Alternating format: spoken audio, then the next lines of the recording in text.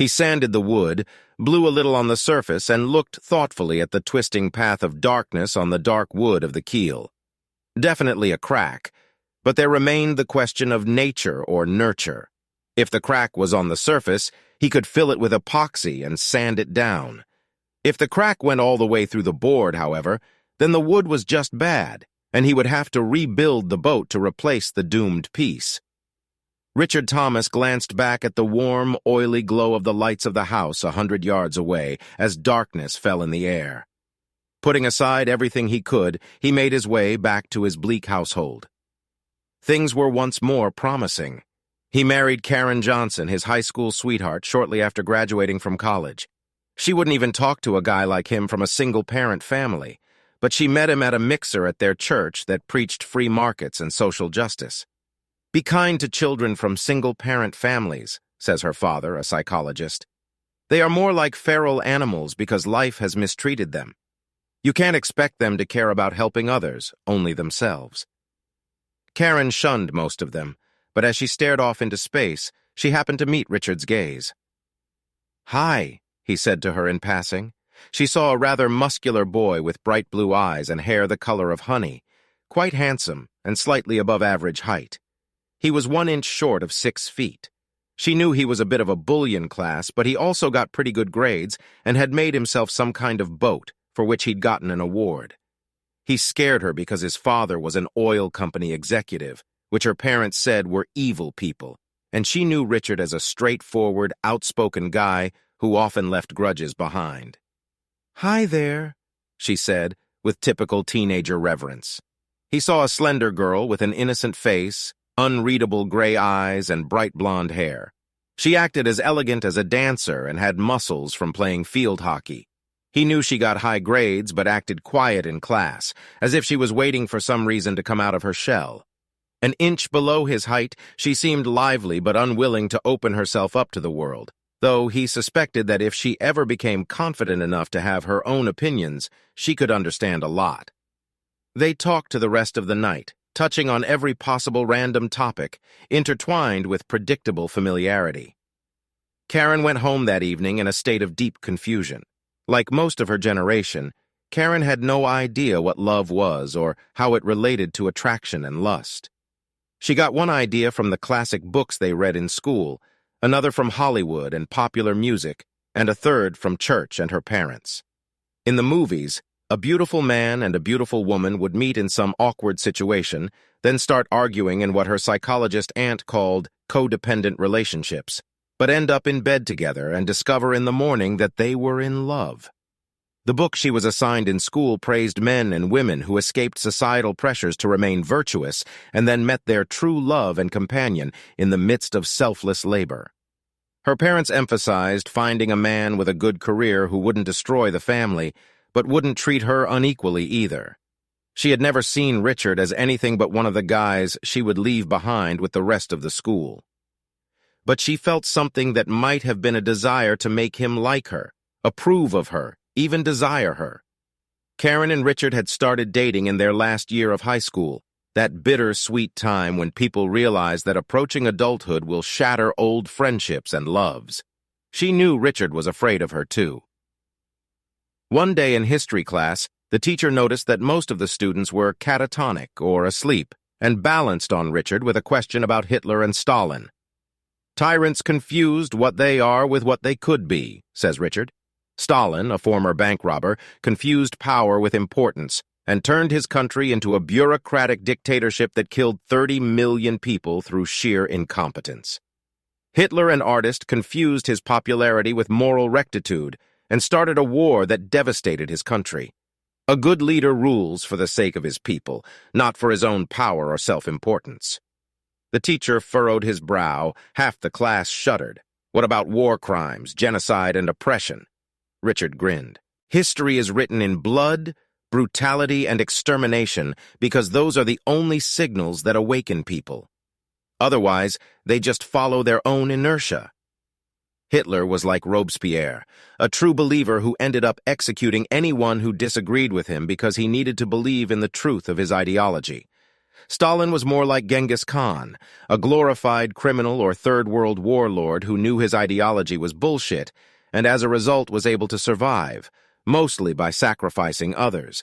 They are almost as bad as our current leaders who are doing the same thing to us, only slower. At that moment, Karen realized there was something about Richard that she couldn't tame. She liked domestic men like her father who followed the rules. When her mother had needs, he met them, and if he disagreed, he bit his lip and grudgingly complied. Her parents were equals and discussed every decision together. Compared to him, Richard was like some wild animal, acting purely on instinct and heart, and she knew it was impossible to control. But at the same time, she knew in her gut that he was the only man she could truly love. "You need to date other boys," her mother Beverly said.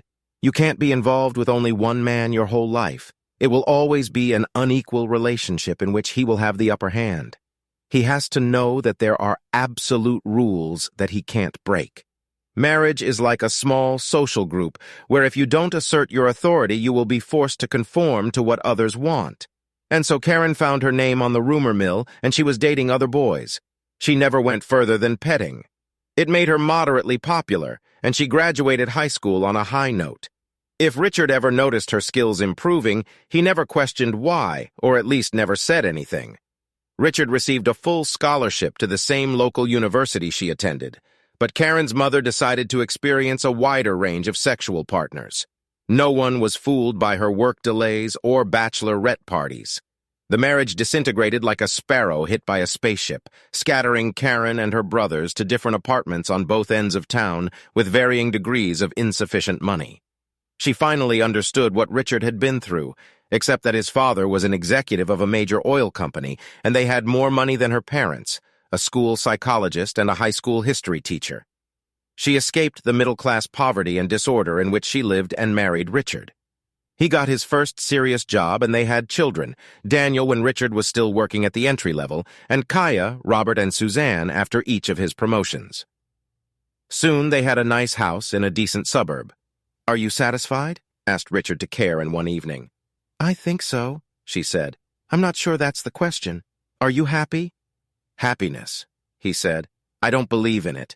He was reading to her from a book he'd been reading, his old favorite, which she'd never liked. "You're a bad driver," I protested. "Either you should be more careful or not drive at all. I'm careful." "No, it's not."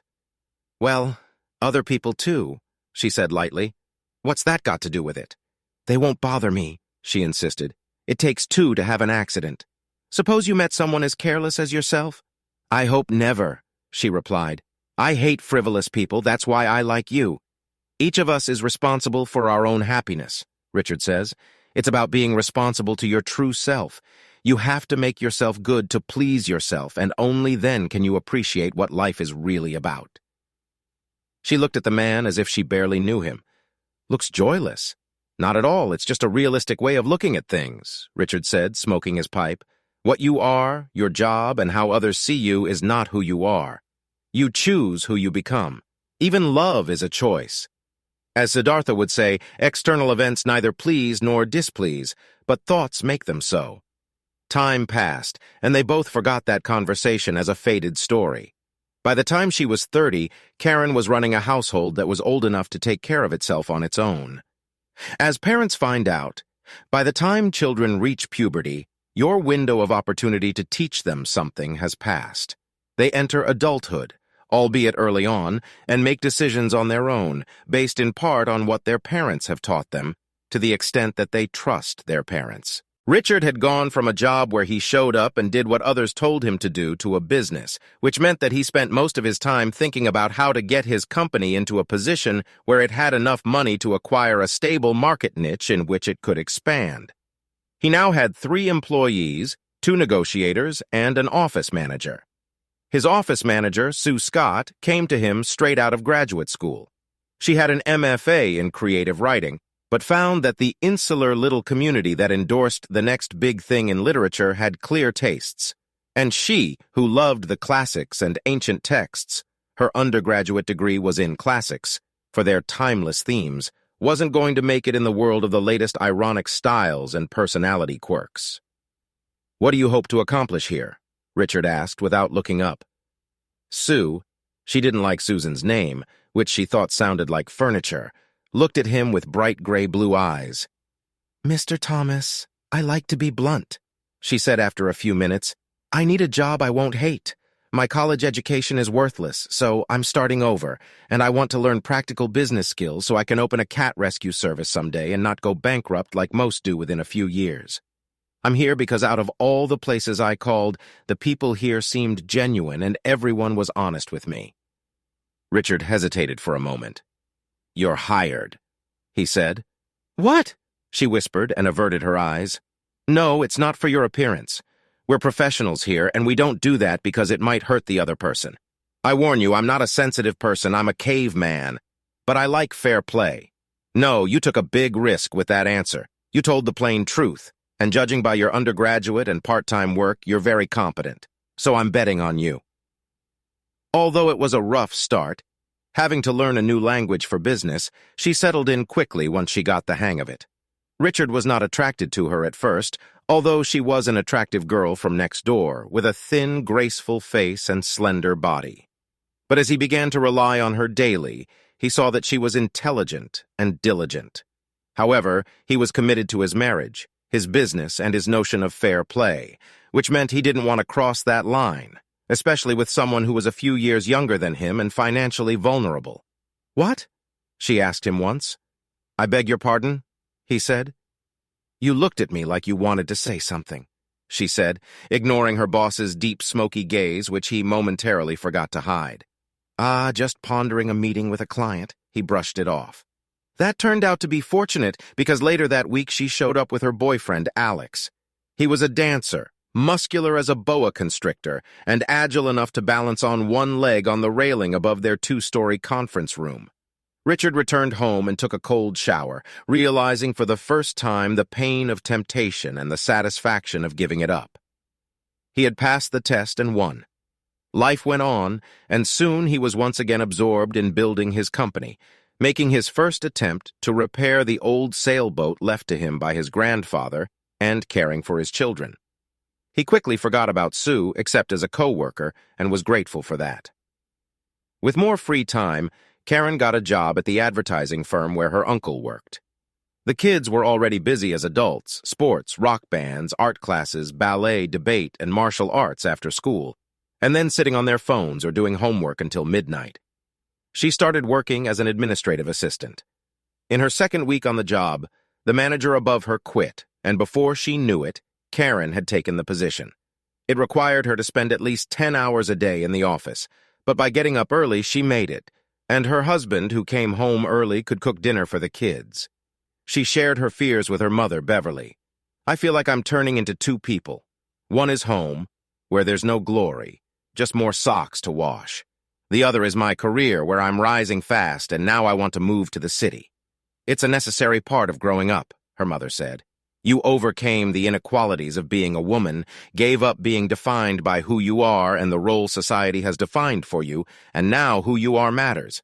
You are part of this economy and culture, and now you matter, even more than the loser you married." "He's not a loser," Karen said. "He came back, got his JD and MBA, and now runs a negotiation firm. We live very comfortably." "Yes, but who will remember him when he dies?" her mother said. "He's just another empty face in a suit and tie.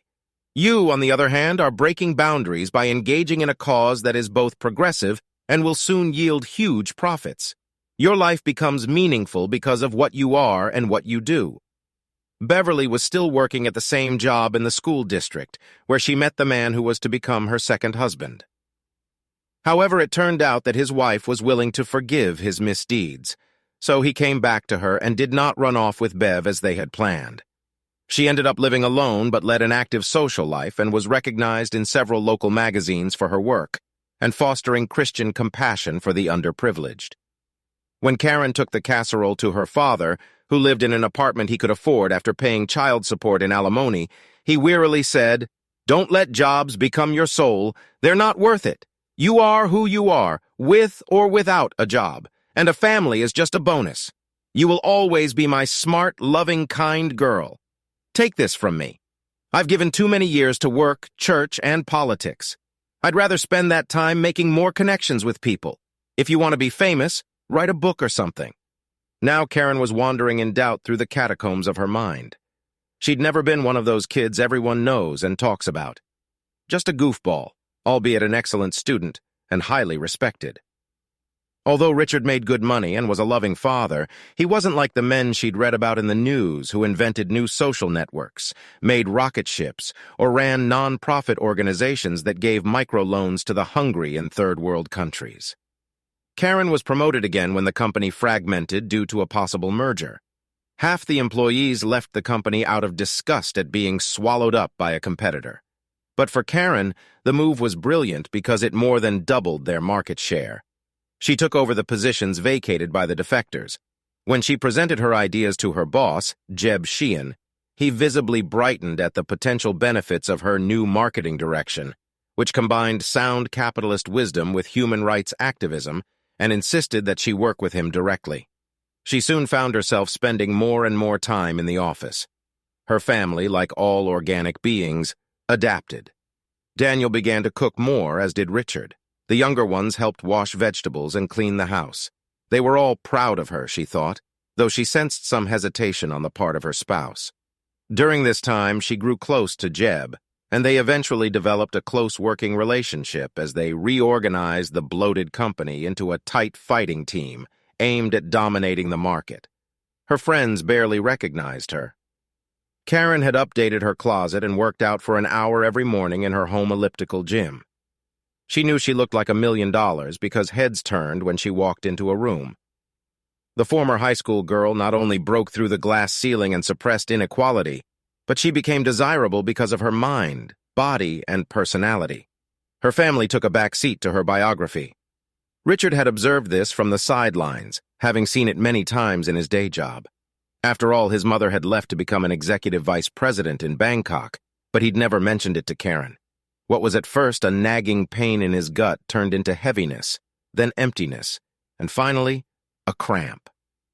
He began to notice that sometimes he was short of breath, as if he had forgotten to breathe, and that he often felt cramps in his bowels. "You know," Richard said one day as they were cutting string beans for Saturday night dinner, "I always try to apply the wife test at work. If I'm doing something and you walk in and get upset about what I'm doing, I'd rather not do it. That even applies to being behind closed doors alone with a female coworker." "Honey, I don't care," Karen said absent-mindedly, and in that moment Richard saw her outlook change. There was no jealousy, which meant she already cared enough about him to possess him to the exclusion of everyone else. Richard knew that for love to exist it had to be jealous, otherwise it was just using another person for convenience. "That's a good rule," he said. "I mean, if you want your spouse to be happy." "Are you happy, Karen?" Karen said nothing. They fed the kids, watched a terrible action movie that had everyone enthralled by its crude action, and then went to bed. Richard leaned on Karen's spoon and tried to draw her to him, but she pulled away. "Not now," she said in the same voice she'd used to speak to a subordinate. She rolled over onto her back, and by the light of a small book lantern began to look through a folder of documents related to the upcoming merger at her company. Richard drifted into a troubled sleep. He knew from his science lessons that when a female rejects a male, it means she considers the other male to be superior and will never go back to the old one unless her gambit fails. Raised on the idea that love involves rejection of all others rather than a constant search for new opportunities, he found her answer troubling. He drifted into a troubled sleep, plagued by dark thoughts and images. When Karen got up, he was nowhere to be found, but he soon came running up the driveway. Over the next few weeks, Richard ran 5 miles a day, worked out at the home gym in the garage, and updated his old slouchy closet. Saturday night, the babysitter showed up, and he took Karen to her favorite Italian restaurant, a movie, and an elegant new club for outsiders to drink and dance. She danced with him twice, then checked her phone and told him they had to go home. He was afraid of what he had seen so many times before. People mistook signal for action, map for territory, appearance for reality, gesture for meaning, and what they were for what they were. The grass is always greener, he thought, because you knew the disadvantages of your current situation, but saw only the advantages of moving to another. In his experience, things started out well in the new grass, but then ended disastrously. He doubled his courtship. He showed up at her workplace with flowers and saw her secretary roll her eyes. He wondered what she had been told about him. He called her twice a day, non-stop, and repeated his Saturday night escapades. After losing 5 pounds, he increased his workouts and soon noticed that his muscle definition had improved.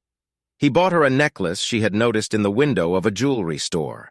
He felt the mistake coming like a distant storm, but was powerless to stop it. In each case, she expressed her gratitude, stayed around for the minimum amount of time necessary to be polite, and then left to do some errands in preparation for the next workday. "You've been pretty aloof lately," he told her one evening. "What can I do to keep our marriage afloat?" He looked at her with empty eyes. He knew there were 2 options here. She recognized the problem. They worked on it. And life moved forward because they were in unison. That meant she still believed in him, respected him, and was on his team, working toward their common interests. She denied the problem because she either didn't think it could be solved or wasn't interested in it. This meant that in her heart and mind, she had already abandoned the marriage and viewed it as irrelevant. "What do you mean?" Karen blurted out. "We don't date anymore. We hardly ever make love, and when we do, it looks like you're waiting for a cab. We rarely talk. Since you took this job, I haven't seen you smile at me uninvited or spend time with me unless I demand it," Richard said. He knew where this was going, and to his surprise, it didn't make him angry in the slightest. It made him sick, hurt, and restless. He saw everything he wanted slipping away like a candle melting and pouring down the drain. Karen looked directly at him. For him, it was a crisis. For her, it was a delicate situation that needed to be put off.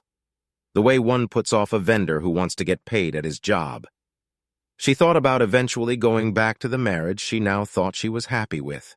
She had better opportunities now, and marriage was her backup plan for when she was done enjoying all that life had to offer her. "I haven't noticed any problems," she replied lightly. That night, they went to bed in different worlds. They might as well have been in different dimensions, on distant planets, or belonged to different species, all they had in common. Richard wondered where he had gone wrong, then realized that Karen had always led a crusade in which the oppressed confronted the powerful. Being a good husband and provider made him the powerful entity she rebelled against and enjoyed defeating. He talked to his longtime friend, Sheriff Danville Harris, who counseled his father during the divorce. "She's dancing with the devil," said the sheriff. "I never got into religion, other than the general belief that some benevolent force created this place and has taken care of us since we're basically suicidal goons." He grinned. "I always thought the Old Testament God must have drunk a huge bottle of Advil, watching his people go out into the streets and do nothing but screw up all the time because their egos get in the way. In the police academy, we were taught a little bit about Jung and Freud and the ego and the ID. It basically looks like this." The sheriff lit one of his favorite Italian cigars, cutting it in half with a penknife through the bulge in the middle. "The ID makes decisions. It's basically who we are in our insides and souls. The ego explains what happens in response to our decisions so that we look good to ourselves and others. And that's what we think of as what we are. The ID is a multitude of conflicting impulses, and the one that is least destructive and most beneficial wins, at least in theory." He lit a cigarette and continued. "We were told at the academy that you have to explain things to the ego so the ID will choose the path of least resistance. Make it impossible to fight or flee. Offer some food, and most of the time you can get them into the system without violence. With your wife, it's the other way around. Her ego makes the decisions, forcing the ID down that path so she loses a sense of who she is." "I guess the question for you," the sheriff said, taking a slight drag to light his fading cigar again, "is whether you want to make things right. After all, she has, as they say, shown you her ass. It's not just a superficial flaw, but something that went wrong deep inside her. Life is just a ladder. When you're going where you need to go, it's a hard way up. When you go somewhere wrong, it's a hop and a skip downward. She went down the stairs to the bottom and can't find the stairs to the top. Do you think she cheated on you?" "No," Richard said. "Not yet, physically. But in her mind she is ready, and now that I know it, I will never be able to enjoy her again. My faith in her is shattered, as is my respect, after she herself rejected me. She simply threw away my love, trust, affection, and hope. That's undoubtedly true, said the sheriff. By choosing another man, you're telling the first man that he's not good enough for you, and that leads to only two choices. Either you accept him back but resent him, or you reject him so you don't resent yourself for agreeing. In my experience, once they make a decision, they may not be out the door right away yet, but they're already headed that way. Uh-huh, Richard replied grimly. Well, thanks, Sheriff, I'll figure something out. The next time he saw Karen, on an evening when she wasn't working late, he gently suggested that they spend more time together to save the marriage. He then tried to invite her to ballroom dancing lessons, but she declined, citing her workload. He spent hours on foot massages, conversation, and wine of the finest variety. To no avail. In each case, he felt her contempt, realized how insignificant he was in her eyes, and felt a few more tons of grim hopelessness and gray misery add to his gut. Finally, he simply asked, "Do you want a divorce?" Richard asked. "What?" Karen said. "Why do you ask that?" "I'd like an answer first, yes or no." Karen went back to reading. "No, I don't think so. Why?" "Well, that would be inconsiderate, wouldn't it? We have children, we have a house, we both have careers, and we benefit from having spouses." I, Richard said slowly, stretching the syllable. "And I love you," Karen said, lowering her eyes to the floor. "We'll grow old together. We'll have grandchildren. We'll be able to buy that house on the lake we've always talked about and spend our golden years there." Richard looked at her, his eyes clear. She couldn't see the tragedy in them. When they loved each other, she would have told him he was a big, stupid idiot and smothered him with kisses. Now she treated him like a subordinate at work, or maybe an uncooperative supplier, and basically silenced him. What about meeting him halfway, supporting him, and making him feel love? No, that was as dead as their sex life. 14-year-old Robert gave him the next piece of the puzzle, for all of life as a puzzle. And the first step in solving a puzzle is to identify all of its pieces. Remember that girl I was going to go to the fall dance with? She left me to go camping with Owen Rogers in his weird family. The one you gave the necklace to? Richard asked. "Yeah, just a week ago," Robert said. "You know, alpha males and beta males. Girls want a stable guy to provide money and a stud for sex." He blushed slightly at those words. "You're a nerd, but you're also a stud," Richard said, stroking his hair. "True, it'll take a few years, but someday some girl will realize you're attractive. Do you want to come to the gym with me? We can tighten you up a bit." "Yes," Robert said. "That would be great. I saw that you've built up some muscle, too. 4 miles away at an embarrassingly close distance, separated by social conventions that men don't just show up at their wives' place of work." Jeb was having a similar conversation with Karen. "He's a good guy, a good reliable husband," Jeb said. "But you and I are doing something big. This will be the first advertising firm in history to combine good deeds and big profits. We're going to make history, so I need you all in if you know what I mean." Karen lifted her head, her eyes dryly focused. They both knew what he was talking about. Back at the house, Richard fed the children, read to Suzanne, helped Kaya with geometry, and called Daniel, who was attending a state university on a full scholarship. He decided not to waste any more time with his wife and to enjoy the children more. When Karen came home and went straight to the shower, bringing her phone with her, he shuddered in bed. His gut began to twist painfully, and cold sweat broke out over his eyes. He hardly slept that night, though Karen snored softly like a purring cat.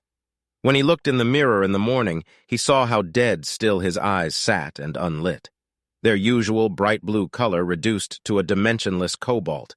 He didn't recognize the expression at first, but then he remembered it from his high school volunteer project at the Veterans Hospital, where he'd met people who'd seen too much of war.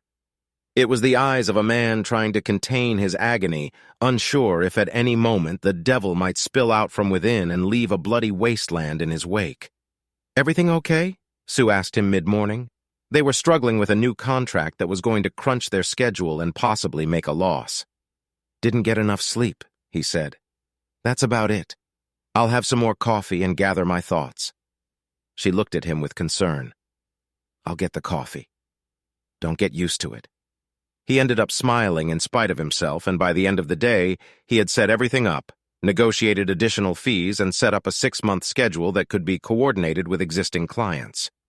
He said his goodbyes and drove home, letting his mind unfocus and relax as he had long ago learned in Vipassana training.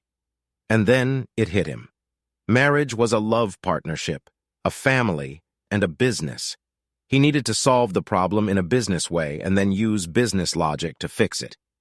Over the past few days, he had done a little research on cheating spouses. Most of them appeared to be just bored and feeling insignificant. It usually happened at work, which replaced the sense of well-being given by family. When self-pity and lust coincided, the desire became strong. Most affairs went unnoticed, though in his experience that usually meant the marriage was a zombie, a once-living creature now dead but reanimated without a soul.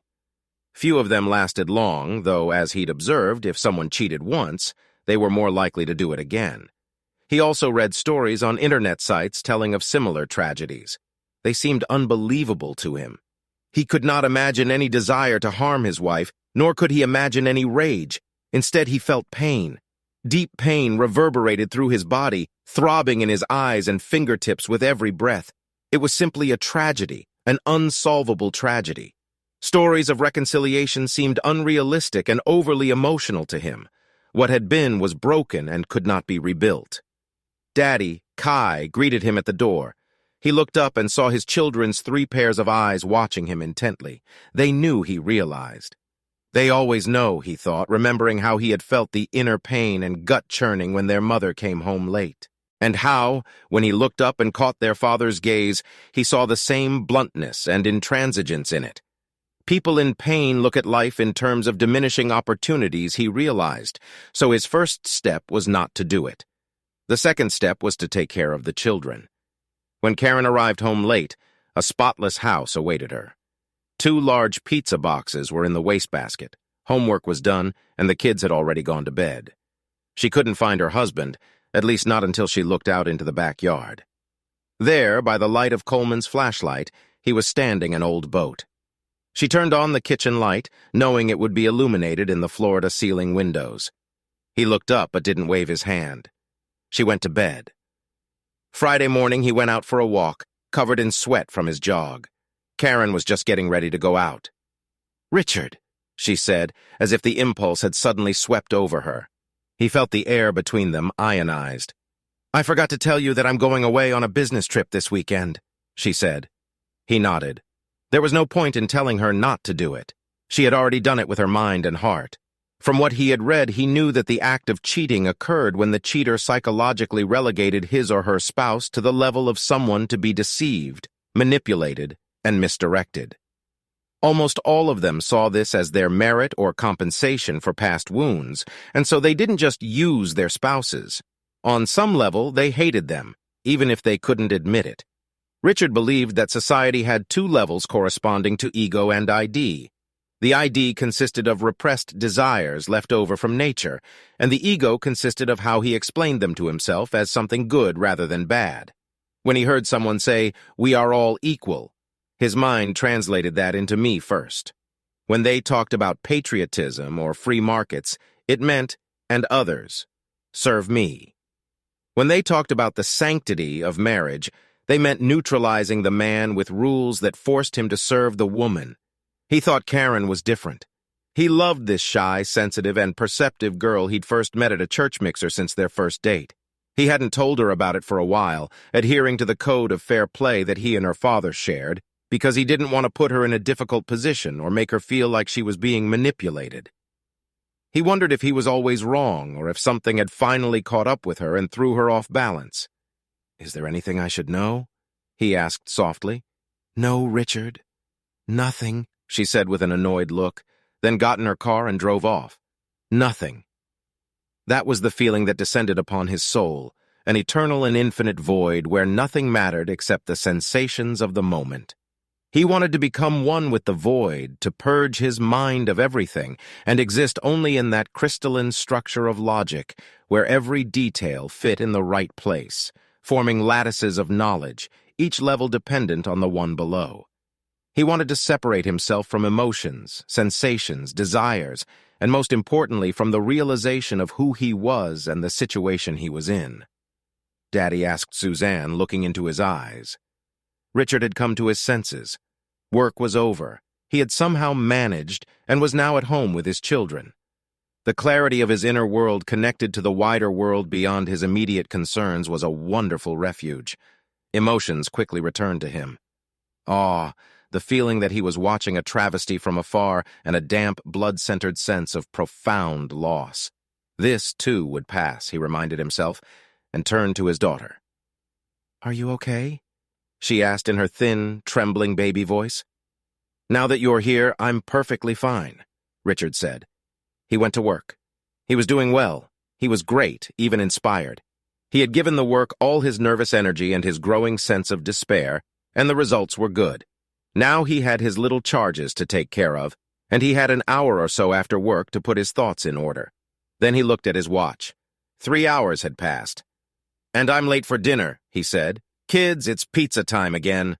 There was cheering, and they sat down to a few rounds of some hopelessly violent video game for boys, while Kaya read and Suzanne watched, for the umpteenth time, a cartoon about a duck who saves the world with a chainsaw, or something like that.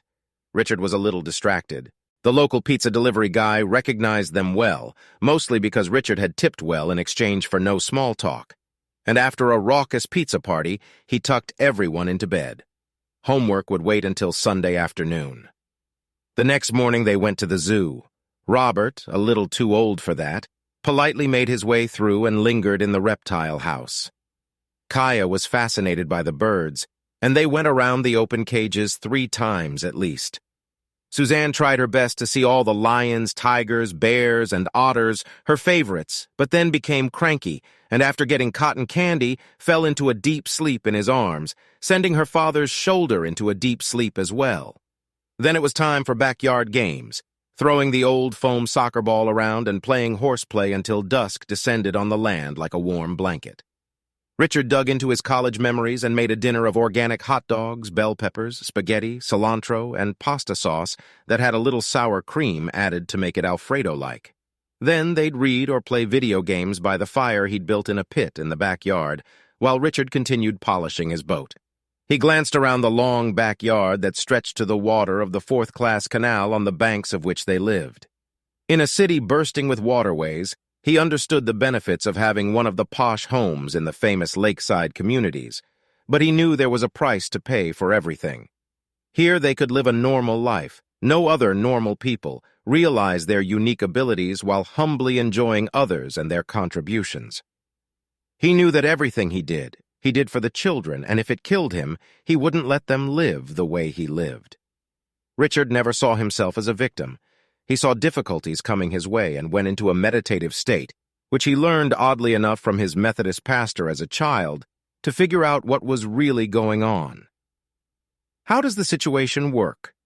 Once he understood the structure, mechanism, and process that formed the relationships between actions and consequences at every level, he could bypass the situation or make it work for him.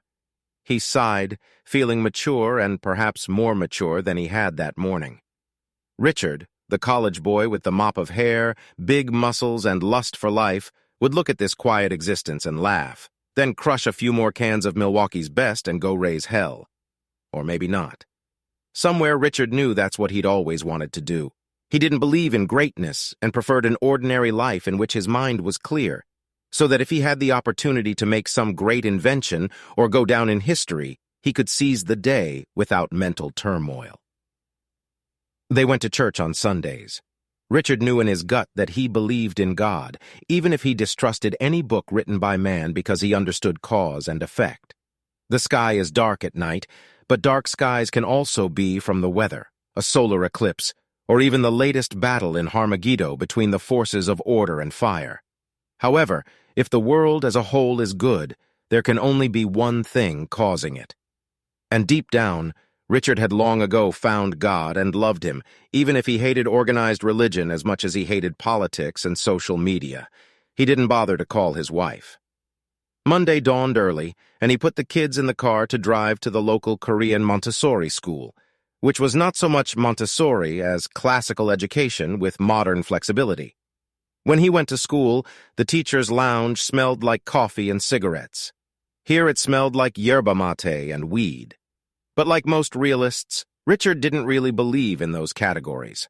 Some hippies were nice, just as some oil company executives were decent, honorable people. It was a complicated world, more complicated than emotions. Richard made friendly small talk as he went to work, and then spent another good 10 hours at the keyboard, telephone, and filing cabinet before returning home. Sue cast him a few wary glances, but he responded with a slightly absent smile that expressed pleasure in his work, combined with determination. When you're a boss, you have to lead for the good of your people, and if you have to deceive them, it has to be, without exception, in their own interest, even if they don't know it, he thought. Speaking of tyrants, his wife burst through the door late at night when dinner was already on the table and announced that she had eaten, then ran off to take a shower.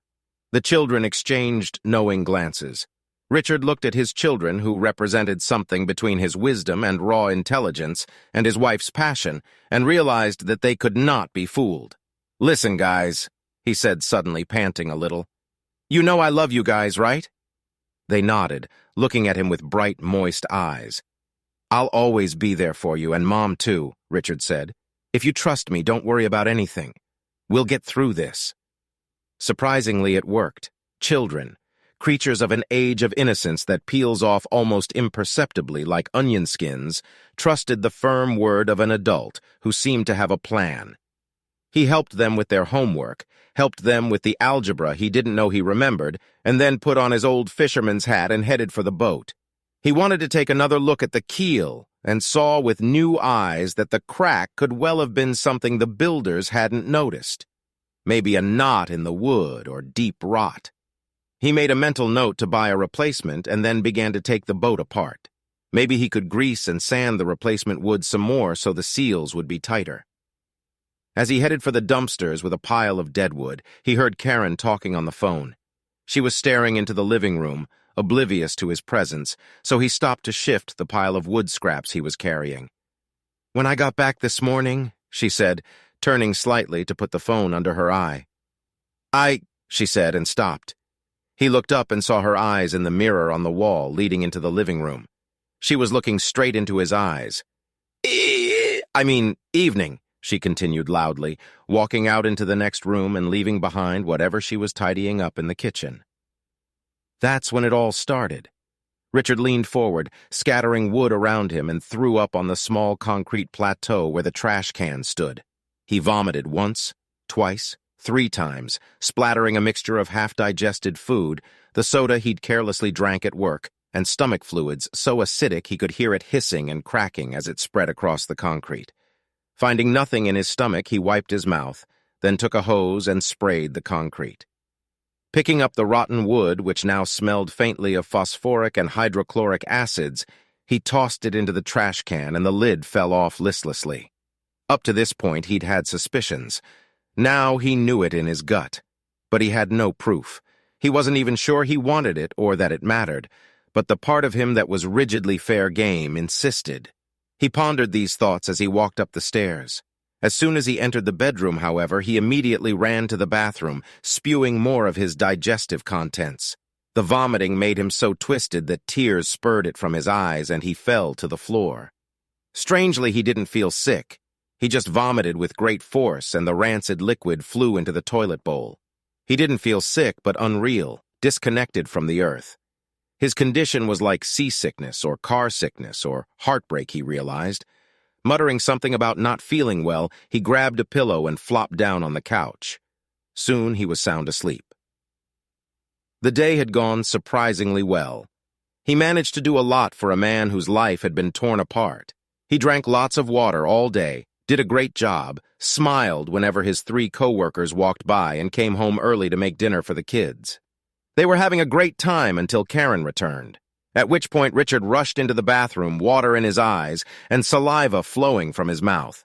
He was squirming like a man rushing to suicide, his body thrashing back and forth, dots of light flashing in front of his eyes and his head spinning. This time, however, the guest room gave him no shelter, so he covered himself with a blanket and took the key to the boathouse. The simple cabin, designed for boat storage, had double doors, its own air conditioner, and a refrigerator for the beer parties he hoped to throw someday. He fell asleep on the old couch he'd gotten from his grandmother, wrapped in blankets, shivering not from the cold, but from the icy dread that came from within. The next morning he waited until she left for work, then dropped the kids off at school and stopped by his office. He told Sue he would be working remotely, grabbed some files in his laptop, and turned to leave. "Do you remember your rules of fair play, Mr. Thomas?" Sue asked. "And about doing what's good for people even if they don't know it?" She handed him the car keys. "I've heard something, Mr. Thomas," she said. "I hope it's not true, but if it is, you'll want to know every last gruesome detail, won't you? That's what all your friends have been saying." Richard takes the pain away. "So take my car, tank full, and do whatever you need to do. She won't recognize it." He stared at the keys. "Thanks, Sue." "I owe you one," he said, as he handed her the keys, unable to meet her gaze. "Hell no," she whispered as he walked away. He drove her tiny Honda, which surprisingly started, to the small shopping center nestled between the school and the church, where 2 real estate offices and an old colonial building with one-way mirrored windows housed an advertising agency. Parking at the church, he pulled out his binoculars and then wrote down the license plates and descriptions of the cars parked in the lot on his notepad. He wrote down the times they came and went. Fortunately, the office didn't have an enclosed parking lot, so when Jeb came out, Richard could clearly see Karen get into the car. He took a few pictures with Daniel's old camera. Once they were gone, he didn't do anything about it. The light cycle had trapped them, so he waited a couple minutes before he slipped out and almost caught up with them at the next light. Keeping a dozen cars behind, he used binoculars over one eye so he knew when they were honking.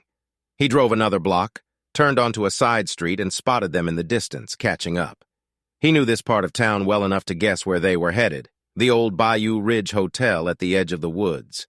That's where I'd go if I wanted to have a sad affair, he thought.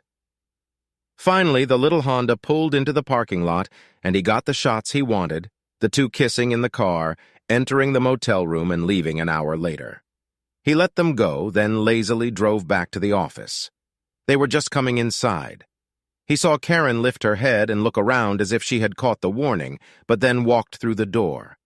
He thanked Sue again in his heart for having the foresight to buy him an anonymous car. After sending the children to bed, Richard began his nightly ritual in the boathouse. If he stayed too long in the main house, he would have the first signs of a hepatitis attack, saliva flooding his mouth, eyes watering. Once he got to the quiet of the boathouse where the waves beat against the small seawall 20 feet away, he managed to fall sound asleep on the huge, massive couch his grandmother had bought decades ago. He sensed she was still watching over him and crossed his fingers that everything would go well. I wondered what Karen was thinking about all this. Her husband vomited profusely in her presence, didn't spend time with her on weekends, and didn't seem to notice her hobbies. They hadn't had much sex before the affair, but it had died down afterward, also because her husband vomited profusely whenever he was in her presence. It took Richard several months to realize what had happened and begin to confront it. One of the links bookmarked on her computer. Yes, you can find the second Windows account because there is another folder for it in the user directory that you can see if you boot the recovery disk in administrator mode. Described how to essentially shame or deceive your man. You broke his trust, made him find out about your cheating and accept it, and then ended all affection, but commanded him daily in the matter. He would come to his senses, she promised. The article left a bad taste in his mouth, written by some purple-haired man with a manly face and wild eyes that showed 3 white sides behind thick glasses. The article was written in a jubilant tone. Man, it said, had been killing women, enslaving them, and controlling them for centuries. Now it was time to strike back, destroying the obviously the good ones. It reveled in manipulation and belittlement. At that moment, Richard realized that his marriage was truly dead because no one who loved him would treat him this way. It was abuse, and his wife was an abuser. He remembered his school counselor warning boys against men who wanted to be their friends. Someone who does something that is not in your best interest but serves their best interest is not a friend. That's a predator or a parasite, or at least someone who wants to use you, and that's not love. That is never love. Get away from that person as soon as possible. A story that is rarely told in matters of infidelity, whether sexual or simply a refusal to respect a spouse that forms the absolute emotional and moral bond that allows a marriage to work, is the story of children. How does it affect them? Let's look at it with one eye. Robert, Kaya, and Suzanne called Daniel at the college to tell him what had happened. "Dad lives in the boathouse," Robert said, annoyed at how thin and clipped his voice sounded. "Mom spends all her time at work, including nights, especially nights, and she's away on business trips a lot." Daniel sighed. "I was worried about that," he said. "Mom's always had self-esteem issues because she rushed into marriage and missed out on what her friends were doing. Partying her ass off in college like in the sisterhood of the traveling pants, having lots of boyfriends, going to little villas in Italy like an under the Tuscan sun, having adventures like an eat, pray, love. She acts like she's living in The Handmaid's Tale or The Hunger Games. I think she's worried that a movie about her life isn't covered enough. She's not really there for us," Kaya says. "We have to find her to talk to her, and she's gone all the time. She's never home. All my friends' moms are there on nights and weekends," Suzanne piped up. "And she's just not here. It's like she's abandoned us." Daniel thought for a moment. "What will Dad say?" "He keeps saying he'll never leave us," Robert says. "He's always there for us. When we go to bed, he goes to the boathouse and sleeps there. Trust my family to be totally weird," Daniel said with a laugh. "Well, that's about it. They've got problems, but you've got your daddy. It's no different than what happened to Davis and Shelley when their mom went to a personal trainer at her gym. Or when Kristen's mom went to live with her boss, or even Jake's house where his dad has a new girlfriend and his mom has an apartment near the mall." "So what do we do?" Kaya asked. "To do?" Daniel hesitated. "Welcome to adulthood, kid. Other people are going to throw you for a loop. Daddy won't. He's too fair and generous. Mom will probably come back after her little adventure, but it'll be like when Roger's mom ran off with that traveling preacher and then came back and things will never be the same again. Or when Kaya's parents had an open relationship and now they're like roommates. Or you know how our neighbors started dating her therapist, and when she came back, things were kind of flat, unloving with her husband. Stay close to your dad and get out as soon as you can, go to college or the Air Force or something." "What is a loose relationship?" inquired Susanna. "I'll tell you later," Kaya said quickly. "Later, when you turn 18, she thought. "Thanks, Dan," Robert said. "We'll take it from here." That sounded more mature than he thought it would. Back on the canal, Richard finally got the boat afloat. He replaced the keel and many of the planks, but the old sailboat gleamed and had a beautiful wood grain. He remodeled and rebuilt the cabin, replaced the motor, which he suspected had simply died of metal fatigue, and moved down the canal to take the wind on the lake. He pondered an old myth. The ship in which Theseus and the Athenian youth returned from Crete had 30 oars, and was preserved by the Athenians down to the time of Demetrius Phalereus. For they removed the old planks as they became dilapidated, putting in their place new and stronger ones, so that this ship became a constant example among philosophers in the logical question of what grows. One side maintained that the ship remained the same, and the other that it did not. First, Plutarch Theseus. He'd changed a few boards in his life too, but now things were more solid than ever. He wasn't going to sink because of the decisions of someone who clearly no longer cared about him and hadn't for a long time. Even though the old boat was only 16 feet long, he had rediscovered the joy he had felt sailing with his grandfather, and then his father, and found that old skills were also coming back quickly. Karen walked in the door after another hard day's work. Despite what Jeb had told her over the years, the workload hadn't diminished, and her firm didn't seem to be going any higher than it had been. The press favored them with many fine articles about their beneficial work in third-world countries, but the money wasn't coming in as fast as she expected. Her head was starting to throb, but she wanted a drink. Instead, to her surprise, she saw Richard sitting at the kitchen table. "Richard," she said. "How?" "Pills," he said.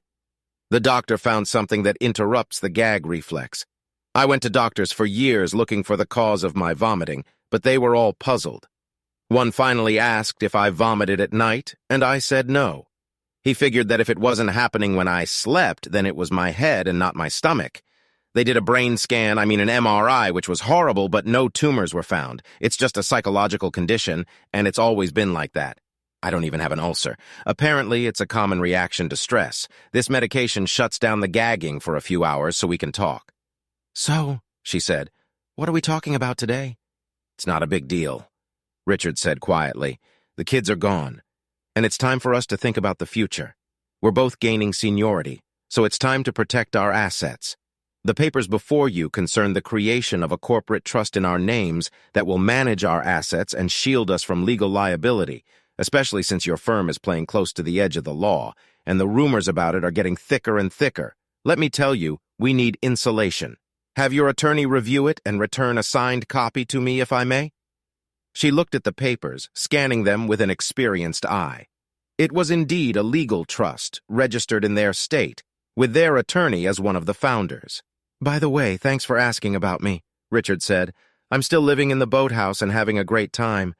You wouldn't recognize the place with all the renovations I've done. It even has its own mailbox. He waited for her to realize what that meant. I don't know if I need this, she said, looking at the papers. We're doing fine as it is. I'll sign it, and if I do, I'll need to start taking my income out of my family finances and putting it into a trust. That way, you will only have your paycheck left. Keep in mind that the trust includes our 401k plans, so this will protect those as well. In addition, the trust will pay the children an income that may not be enough to live on, but will be enough to get a little boost in life after we pass away. Okay, I'll take this to my lawyer, Karen said. Thank you, Richard said. With those words, he walked away. He returned to his usual relaxed demeanor in the office. Sue had waited 6 months to make her move. Richard had just finished working on the final account for one of their oldest clients, and when he turned around, she was standing in the doorway, the early afternoon sunlight streaming in through the window behind her. She looked nervous, her fingers dancing lightly on the outside of the folder. Sue, Richard said, what can I do for you? I'm glad you're back, she said. Neither of them needed to explain anything. In the last few months, it seemed as if they knew each other like old battle buddies. She could anticipate his thoughts. He knew her vocabulary, what words she liked to use, what they meant, and how to gauge her confidence in this or that. And she seemed to do the same for him.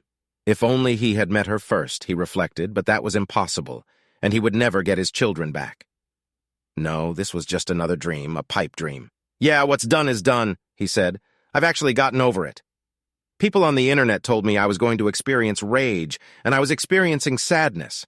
People told me I would drink a lot of bad whiskey, but I still think it tastes like cough medicine. People said you'd never get over it, but if I had any revenge, it was this. I'm over it. Everything I do now, I do for the children. What about you? Sue asked, raising an eyebrow. She was very glad to have her old boss back.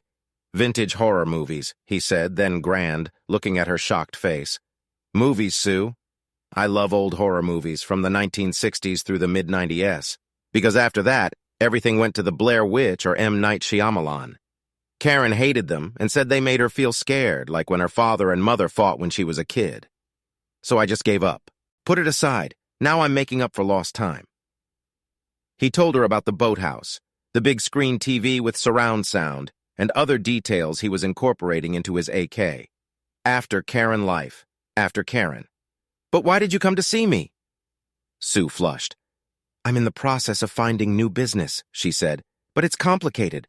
A potential client was once in merger with another firm, but now that the merger has partially dissolved, may be open to new business. However, their former business partner wants that segment of their business. Here I am wondering if it would be fair to throw my name out, even though the two firms are still technically related. Richard was looking at her with typical male confusion, she thought. They take the world literally, as if everything around them were a woolly mammoth to be hunted, or a saber-toothed tiger threatening a tribe in its cave. Only men could invent fire, she realized, but then they would burn everything in a primal, childish delight, and then only talk about the various uses of flame. If the client is cooperative, he said slowly, and the merger is really dead, I'd go for it. But when he looked up, she was no longer there, After work, back at the boathouse, he chopped wood and pondered the conversation. Who the hell was she? Gradually, it came to him. He felt a new feeling inside him, mixed with excitement and awe. Of course, she hadn't meant it, but if she had. He stood up abruptly, then sat down and replayed the whole thing in his head. 30 minutes later, he made dinner for his children and took the car keys. He turned to the children, guilt written all over his face. "Go on," Robert said. "Whatever you were doing, you didn't look alive like that for, I don't know, for weeks." And then he burst into tears. Richard pulled him against him and swore he would keep his emotions in check for the sake of his children. The innocence brought to the altar by an act of gross desecration of what he thought was a good marriage. As night fell and the birds were replaced by the hum of insects and the quiet sound of sprinklers, he rounded the corner of the sidewalk leading to the apartment on the west side of town. Sheffield's apartment occupied a large stretch of one of the dreariest side streets he'd ever encountered, but it was a safe and quiet neighborhood. He checked the address on her phone and headed for the apartment located on the west side of the large, sprawling complex. She opened the door before he knocked. "Did you get my message?" she said. "I'm stupid," he began in an apologetic voice. "But you came anyway," she asked. "Why?" "Hope," he whispered. "When we first spoke, it was clear to me that you were a who and not a what. You had vitality, honesty, and direction. One door closed, you opened another. You went in there head first and told me the honest truth at a time when, looking back, I was surrounded by lies. I was impressed, and I'm still impressed. And today, I try never to fraternize with coworkers, especially since I am married, but she is as over it, except that she provides stability for my children, whom I love more than anything," he finished in a whisper. Richard shook his head to clear the air. "I had hoped, not believed, that you were asking me how I would act in your situation. You conveyed the message, unless I misunderstood it, that maybe I wouldn't be the bad guy in this equation, and I was hoping until I realized that what you said, if that's what you said, made perfect, flawless, bloodless sense." She handed him some kind of soft drink. He took a sip. It was a Dr. Pepper clone from Costco that was better than the real thing. He took another. "Thank you," he said. "What's done is done, and wherever I stumble, I'll never know if I ever do. Sometimes things don't go well. A storm comes, and the chicks fall out of the nest, and you find them the next morning when it's too late. God's hand or an aimless, materialistic universe? I don't know, nor do I think it's my purpose to know, but damn it, I'm delusional. You've always been in my thoughts as one of the most real people I've ever met." "What about Karen?" she asked. "What about Alex?" he asked. Karen sighed. "And here you are making me admit the lie from the start. Alex isn't into women, if you know what I mean. He's my ballet teacher. I do it as a hobby because I enjoy it. I asked him to help put out the fire in the office because I saw the way you looked at me that time. And I knew, and I didn't want to be the other woman, and so hope was lost." "I see," Richard said. "I must have read it all wrong." "No," she said. "Things have changed. I'm not going to treat your wife like an imbecile. She made a choice, and she knows the kind of man you are. She's gone, Richard. Honestly, I could slap that stupid bitch, but I believe in the old parable. Never thwart your enemy when he makes a mistake." She picked up a soft drink and took a big gulp. "So I don't," began Richard, frowning his eyebrows. "No," Sue said. "I've known about it for months. I think you do too." He stepped forward and pressed his forehead against hers. "Hope," he said. "It's going to kill you every time." "Not this time," she said, taking his hands. "Not in my life." They talked about something, and he came to his senses on the couch, sat down next to her, and took her hand. "This is unusual, but I'm an ordinary girl," she said. "The last 1,000 years, maybe more, have been a mistake. There's nothing wrong in the rule book, but if you don't mind things happening slowly, we'll make it work." The whole time they were holding hands. Hours later, he turned off the engine and stopped the car, taking the risk of not waking anyone and just running across the road. It was the most magical night of his life. From the depths of darkness to the heights of a mountain, bathing in the sunlight of a spring morning. And not even a kiss, he'd held her until it was clear.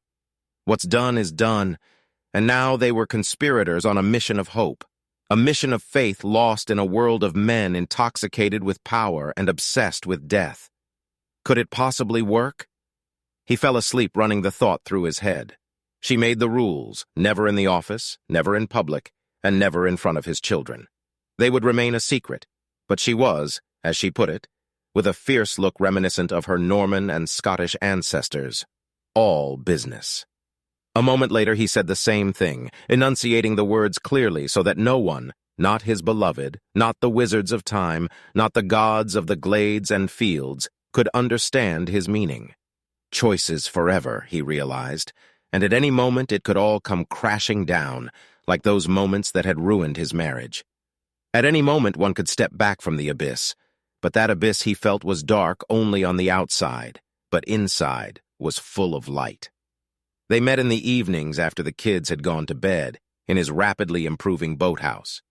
He liked to cook for her, but sometimes they would just sit and talk. He learned about her past, the shy, honey-haired girl who wrote well but never fit in socially, and he learned that she was a black belt in Gracie's jiu-jitsu. She elicited things from him that Karen never thought to ask, like how he spent his summers on a volunteer fire department in the piney woods. Their personal vocabulary grew, and with it their affection grew. One evening, sitting on the couch and holding hands, they both realized that the time had come. Not a word was spoken. They got up and went to the bedroom where he showered her with kisses. Then they made real love, and then they fell asleep, pressed against each other, in the cozy hollow between his chest and thighs. Eventually he mustered up the courage to confess his feelings to her. It happened in a strange way, but I love you, Sue Scott. She burst into tears and ran out of the boathouse. He ran after her, but she raised her hand, which was a signal that it was time to linger, and left. Depressed, Richard returned to the boathouse.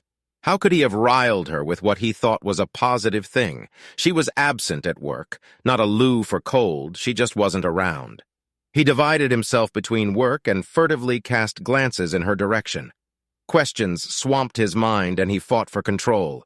Sometimes the good guys don't win, he remembered his father's words. When his work was done, he stood up and mechanically made his way to the garage. There he sat in the car for a few minutes, trying to comprehend what was beating in his head, or maybe in his heart.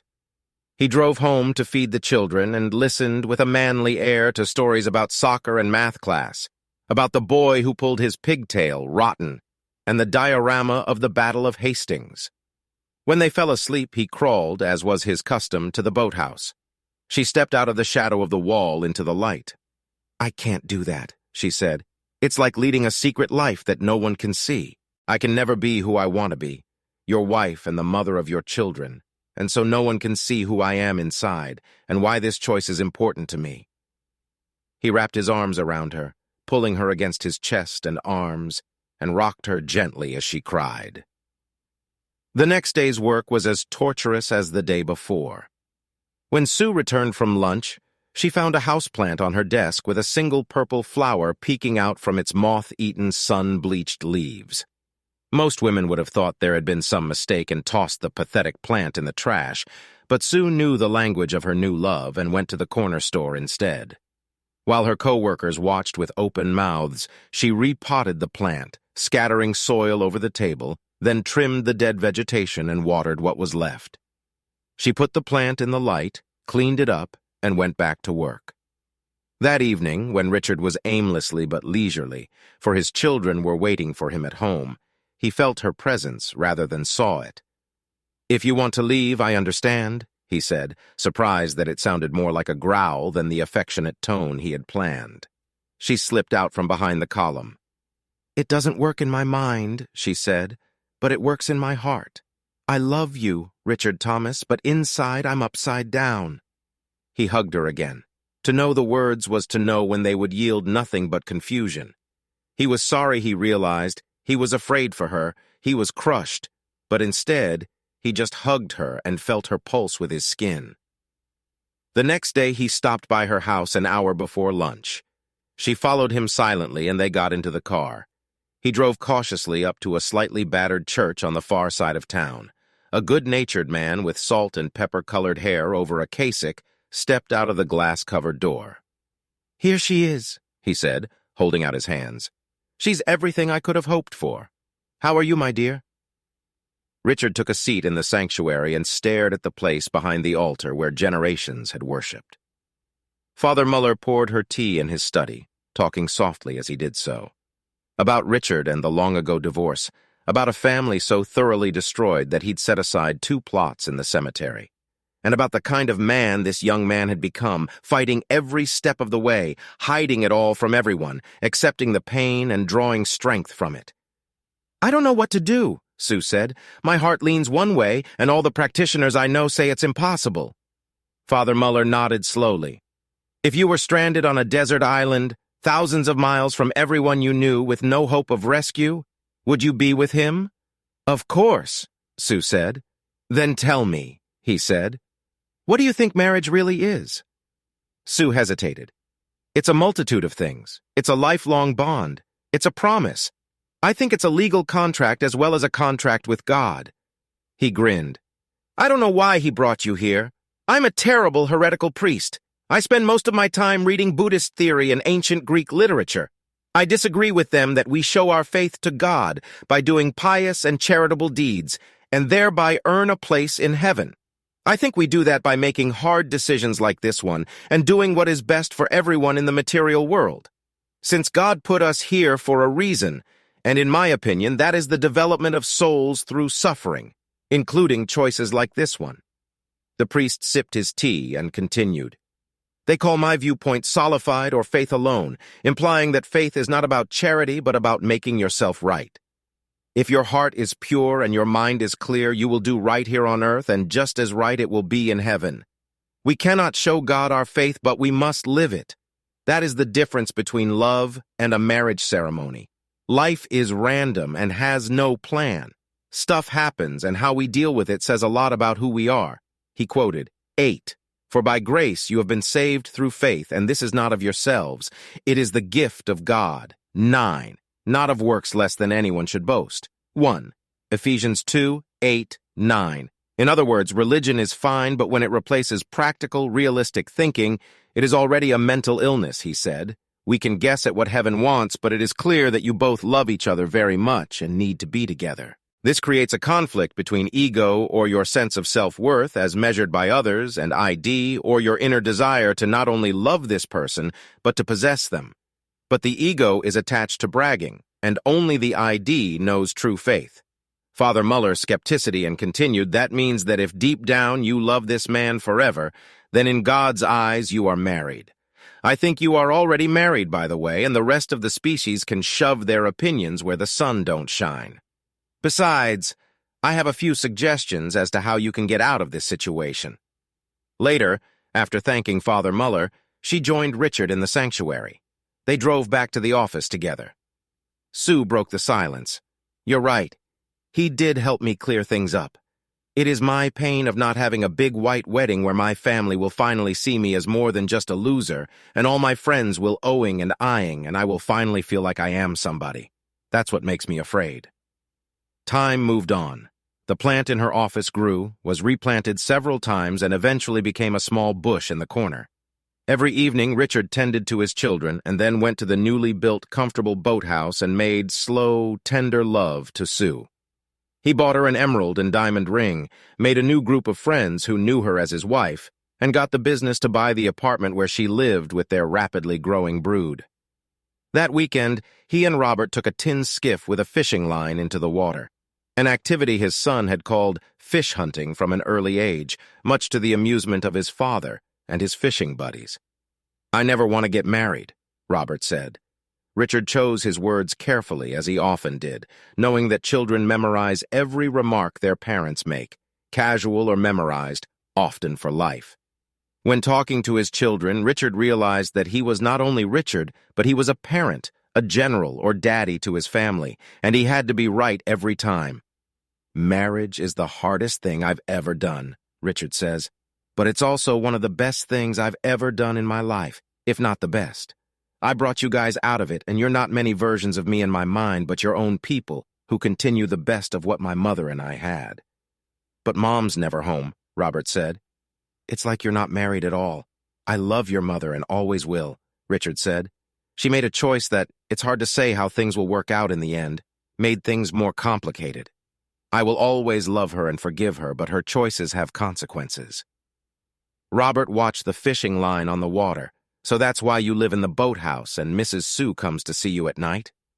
You can never fool them, Richard thought. Yes, they are, he said.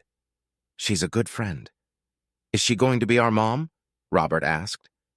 No, Richard said. It's a little unconventional, but I think most lives are like that, being both normal and dealing with the difficulties that arise. She's my friend and your mom is your mom. She always will be. We'll be a family, but just as your mom has her own needs and wants, so do I. Robert thought for a while. Okay, he said finally. That makes sense. So now I have two moms. Yeah, pretty much, Richard said, fishing out what turned out to be a soft drink and overgrown with weeds. At this, they laughed and turned the boat back down the canal to their house. Robert went to his friends and Richard returned to his little house on the water with the ruined farmhouse behind him. So that's what you've been doing, Karen began, approaching the boathouse. Richard was polishing that stupid sailboat like he always seemed to do, though she had to admit he was further along. It's nice that you're interested in what I'm doing, Richard said, puffing on his pipe to keep it lit while he applied another coat of oil to the wood drying in the sun. This boat has been in the shed for too many years, and perhaps it always had some. How shall I put it? Internal flaws, but I threw out the parts that shouldn't have been and replaced them with new wood. I signed the document, she said, holding it out to him. Rudolfo, my lawyer, said it was a pretty standard document and a good way to protect our money, but the corporate liability section seemed odd to him. What if we donate 10% of any profits to the Arboretum? Richard thought about it, but his eyes remained wary. At moments like this, they regained the luster they'd had before he'd learned of her infidelity. No, the morality clause, and more to the point, the need for contributions, Karen said. Sounds like you want to take over my paycheck in 401k.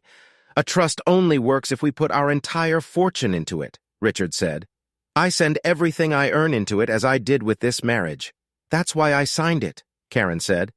But I asked Rudolfo to add a clause stating that any personal purchases I made would be paid for out of my income before deductions. Richard hesitated for a moment. If the same applies to me, I don't mind, he said. That way we'll be equal in all that. After all, he had anticipated her request. Okay, she said as she walked away. Just make the changes. She congratulated herself on another successful business interaction, but in the back of her mind flashed the thought that Richard was a professional negotiator after all. Richard vomited a continuous stream of green onto the grass, then hesitantly stood up to grab the hose. 10 years flew by. When Suzanne left for college with the intention of studying compiler design and machine learning, Richard felt a sense of pride. All 4 of his children took up interesting endeavors. Robert, to his surprise, went into the Marines and was going for professional certifications in HVAC and IT to manage networked scatter systems for climate control and warehouses. Kaya got a scholarship to a private college, and Daniel broke free and went into his own plumbing business for luxury homes and corporate rentals, making more money than he knew what to do with. Suzanne was starting high school. One sunny afternoon, Karen rushed toward the boathouse in a rage, but then stopped. What was this procedure? She knocked on the double doors. They turned out to be unlocked, and she stepped inside, clutching a thin folder in her hands. What in the name of all that is holy, she exhaled. Someone had replaced the old rickety boards with new ones with grooves, and then planked everything. The house had a small bathroom, albeit with a composting toilet and electricity. He had an office, a kitchenette, a secluded bed in the former attic, and the coziest living room cave she'd ever seen, with leather couches angled toward the TV. The full-size refrigerator she checked was full of meat, beer, and occasional vegetables that probably suffered from self-esteem issues. Did he throw parties here? It looked like it. For a moment, Karen felt she had been left behind. Irrelevance had taken its toll on her sense of self. She no longer mattered to her husband. When she noticed the women's clothes, bras in the dresser next to the bed, she realized in an instant that she had been replaced. What's more, this small room the size of a 2-car garage seemed more cozy and inviting than the house she'd lived in for years. He had even framed drawings that each of the children had made at school, and pictures of himself and the children on outings she didn't remember being invited to. There was a framed quote hanging on the wall. "I advise you to be on your guard, but I've never been afraid. Be especially careful with alcohol, about other men's women." And the third, about men in their temptation to steal. First, have a mile 131. She heard the boat pull up to the dock, her husband stepping out of it and walking along the planks of the dock, which sounded as if they were new, not faded and rotten as they had been years ago. "Oh, hi," he said as he walked through the door. "So do you like this place?" "Very nice," Karen said dreamily, then focused again. "What the hell is this?" she said, holding out a folder to him. "Adoption papers for your secretary's children?" "No, Sue is my vice president, not my secretary," Richard said slowly. He tried to make his next words as soft as possible. "They are my children too, but now they will take my last name and become part of our family so they can have their share of the trust." "You had kids with that stupid bitch? What the hell?" Karen stopped halfway through the sentence. "That's exactly right," Richard said. "You left me and life went on without you." "Counseling," Karen muttered. "I want to." But she stopped again. He clutched the card between his first two fingers. "We have an appointment this Wednesday." Richard turned to the table, shook out the contents of his pockets onto it, and remained in that position until he heard her pumps buzz and then rushed to run toward the house. On the lake, as always, night was slowly falling, and the fireflies came out to play in the tall grass, being far enough away from the hustle and bustle of the roads to survive. A few days later, Richard pulled up to a large house in the center of town. It had once been a family home, but like so much that was organic in nature, it had been displaced by commerce and the inexorable march of progress. Richard no longer trusted his definition, and now housed an office where a consultant rented space. "I'm Dr. Raoul Winslow, and we're here with Mr. Richard Thomas and his wife, Mrs. Karen Thomas. This is being recorded for the protection of my clients and myself." Now there was a knock on the door. Richard answered it. "I'm Nick Randall, Mr. Thomas's attorney," said a tall man in a sleek suit. "I'm here at my client's request to protect his interests and explain what's going on here." Karen looked at the three men in the room. She had chosen Dr. Winslow, a traditionalist Catholic with feminist leanings, because he defended women while supporting men's obligations and marriage to reconcile at all costs. Now the psychiatrist looked worried. "Karen is here," Richard began slowly, then switched topics. "My wife found out that I've been living with another woman in our backyard for the last 10 years and took 3 children from her." "Holy shit," Dr. Winslow said, then regained his professional expression. "And you didn't tell her about it because?" "She was busy and didn't notice," Richard said. His lawyer, Nick, began handing out copies of the photos taken outside the motels, each labeled with the year, month, and day. There were quite a few of them. "You knew all along?" Karen asked incredulously. Richard cast a pity and glanced at her. "When you love someone, you know their moods. You even know when they're going to fall out of love with you and keep you around just to finance the house and the kids," Nick said quietly. "After the affair was discovered, my client placed his income and his wife's retirement portfolios in trust to protect them from events of this nature. You'll notice there's a morals clause on page 3 of the agreement that states that any member of the agreement who engages in publicly disreputable activities forfeits their share and is entitled to only a nominal payment of $25,000 per year." Dr. Winslow looked puzzled.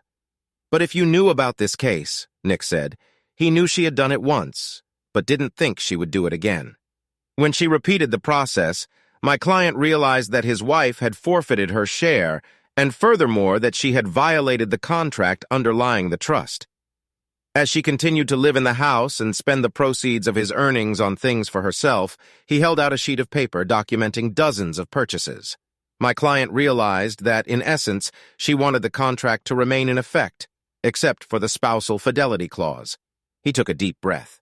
That gave my client the legal right to seek similar life partners, and he began a relationship with Miss Sue Scott, with whom, as mentioned, he has 3 children and is now seeking Mrs. Thomas's consent to adopt them so they can bear his name and be considered in the eyes of the state as children born in wedlock. His decision to create the trust has proven to be shrewd, as we have credible information that Mrs. Thomas and Mr. Sheen are using company funds for their long-running affair.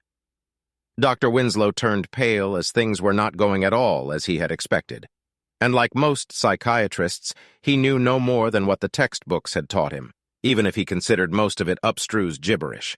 After all, over the century, psychotherapy had led to more mental illness in the population, not less, but he would never tell his clients that.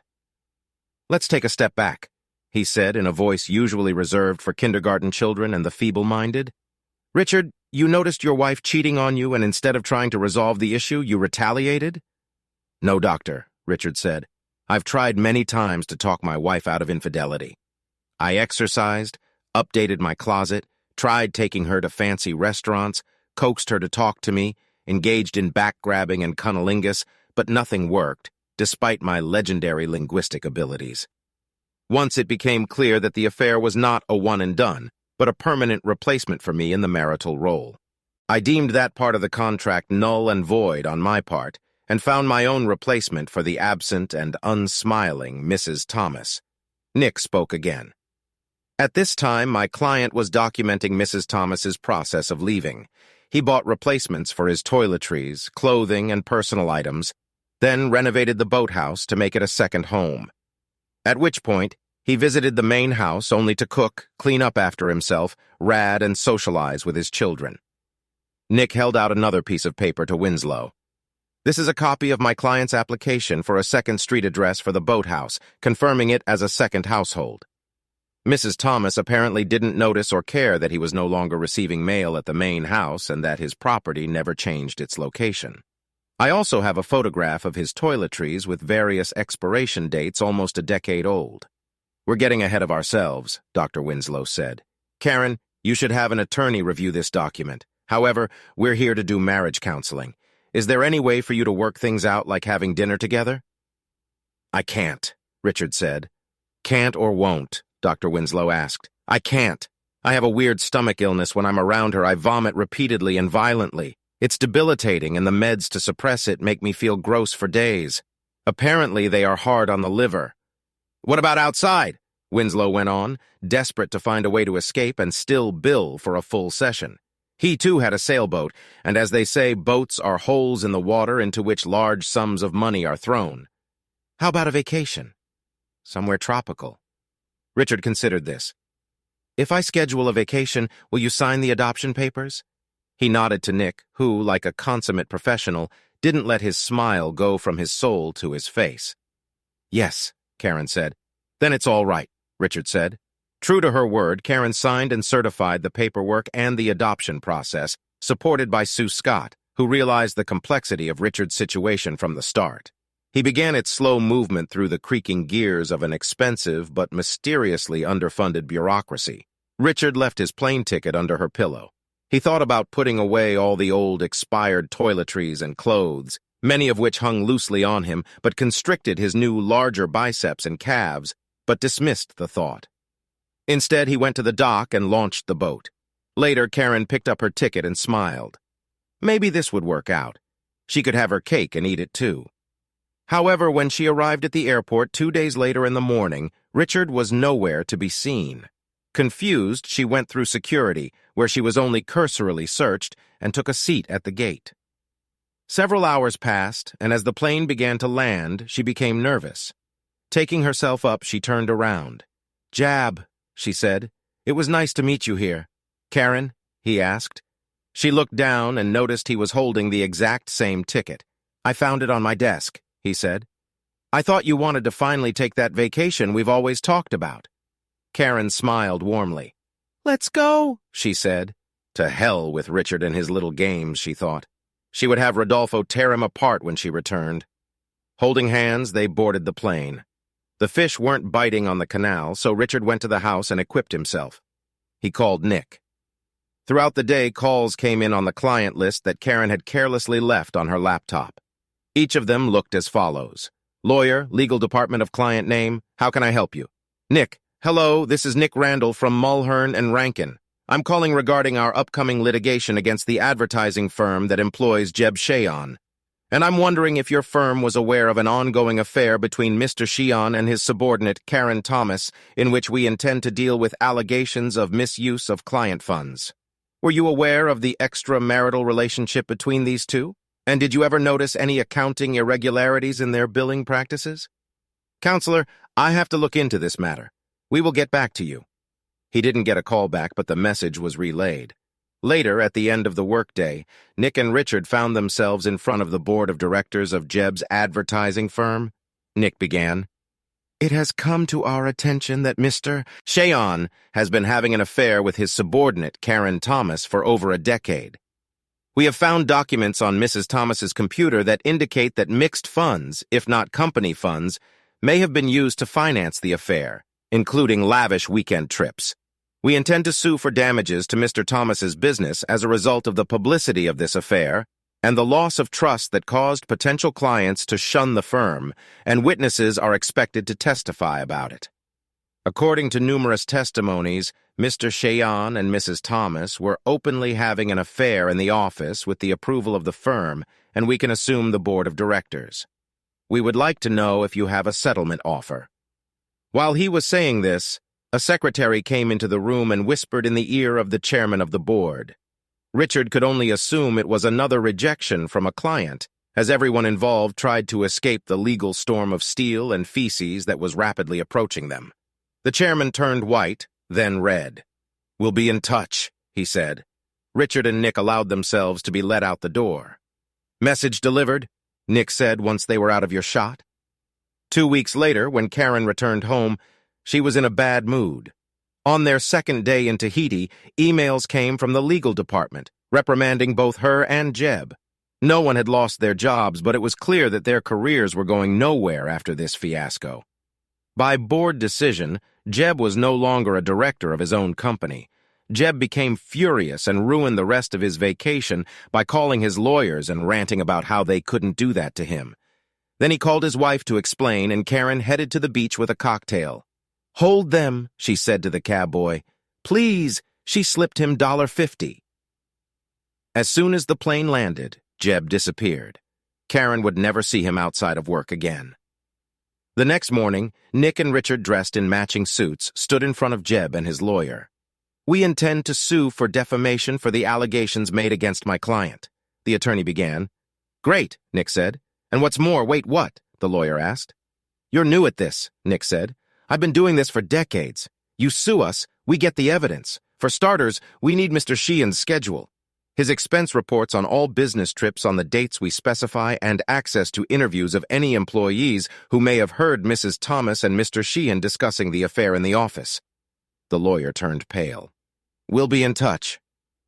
In the meantime, Karen started looking for work, but found that every advertising firm in North America had received a letter of inquiry from a lawyer demanding details of her affair with Mr. Sheehan, and the possibility of using mixed or company funds to finance meetings between the lovers in Las Vegas, Paris, New York, and Atlantic City. Not surprisingly, no one wanted to hire her for a position above janitor, and even then, only on the condition that she'd take a rigorous ethics course that she had to finance on her own. Richard swept across the house and handed her a check. "This is your 25 case for a year's maintenance," he said. "The house is vacant and the children will be taken care of. You're welcome." After recovering from the shock, Karen followed him into the boathouse with a sagging jaw. "I never realized you were so immature," she said.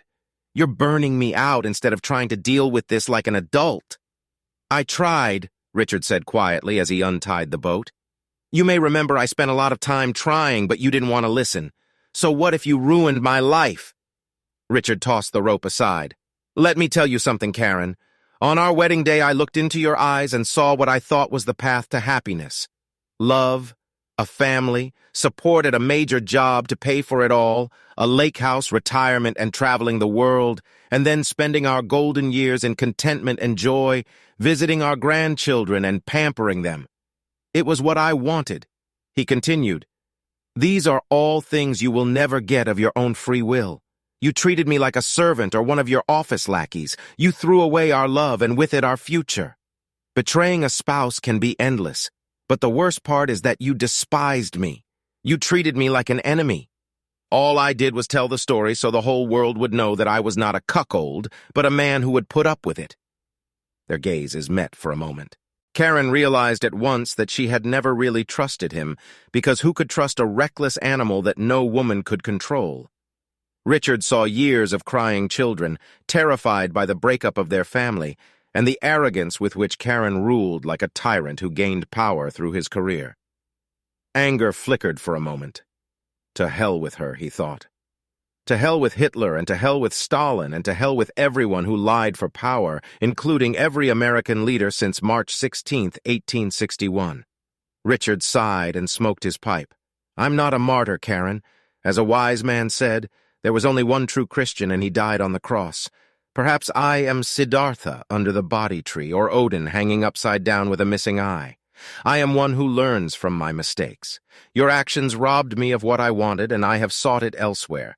But I refuse to divorce you because our children, the products of our love, deserve a whole family, and the knowledge that they were not a mistake, even though your actions signaled to them that I was a mistake, hence their creation.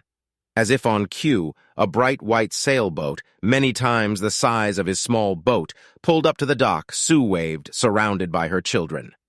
I never got to tell you, Karen, but you didn't ask. We're retired. Sue runs her own consulting firm now, and I'm consulting. Since you wouldn't wait for me to travel the world, I'll go with her and the kids, and we'll have a great time, paid for by the trust. But it's not revenge either. It's just getting my life back after cheating. You want to know what's better than revenge? Richard took a deep breath. I forgive you, he said. I have no resentment or hatred or anger toward you. I just don't care. I forgave you, gave up on you, and shut down. Despite your best efforts to be what you thought you were, you've become irrelevant, and your ethics violations are your own problem. He stood up and walked toward the sunset, framed by water swollen from the summer rain. Thanks for watching. I hope you enjoyed it, so subscribe to my channel and watch the next video.